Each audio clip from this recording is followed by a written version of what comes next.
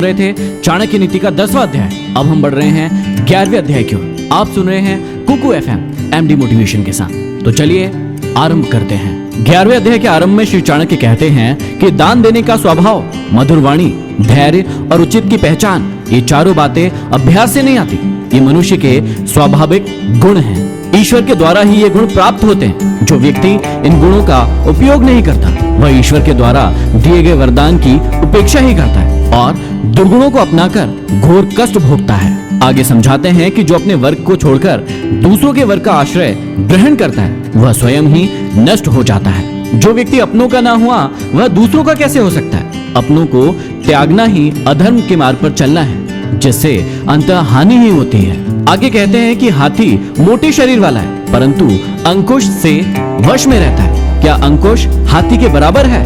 दीपक के जलने पर अंधकार नष्ट हो जाता है। क्या दीपक अंधकार के बराबर है? ब्रज से बड़े बड़े पर्वत शिखर टूटकर गिर जाते हैं। क्या ब्रज पर्वत के समान है? सत्यता यह है कि जिसका तेज चमकता रहता है, वही बलवान है। मोटेपन से बल का एहसास नहीं होता। भाव यह है कि किसी के आकार को देखकर उसकी शक्ति का अनुमान नहीं लगाना चाहिए। शक्ति साहस में होती है। आगे समझाते हैं कि घर गृहस्थी में आसक्ति व्यक्ति को कभी भी विद्या नहीं आती।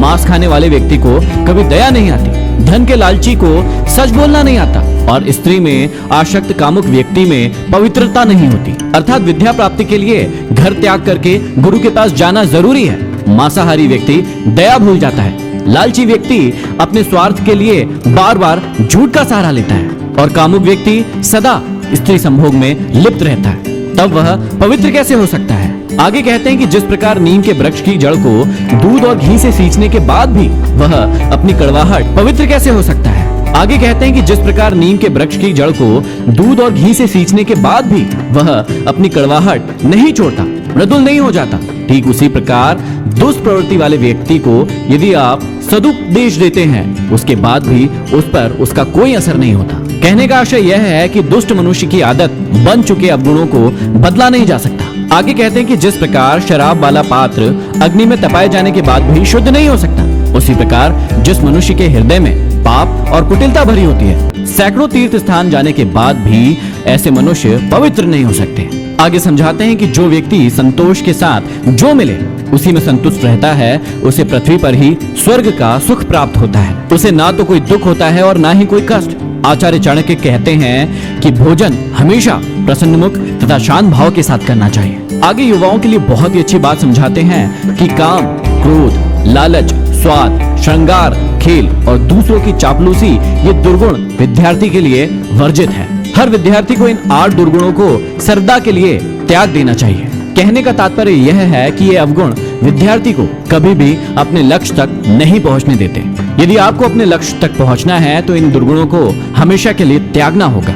आगे कहते हैं कि दूसरों के कार्य में विघ्न डालकर नष्ट करने वाला घमंडी, स्वार्थी, कपटी, झगड़ालू, ऊपर से कोमल और भीतर से निष्ठुर व्यक्ति जानवर कहलाता है। आगे कहते हैं कि भाग्यशाली लोगों को खाद्य सामग्री और धन धान्य आदि का संग्रह न करके उसे अच्छी प्रकार से दान करना चाहिए। कहते हैं कि दान देने से कर्ण, दैत्यराज बलि और विक्रमादित्य जैसे राजाओं की कीर्ति आज भी बनी हुई है।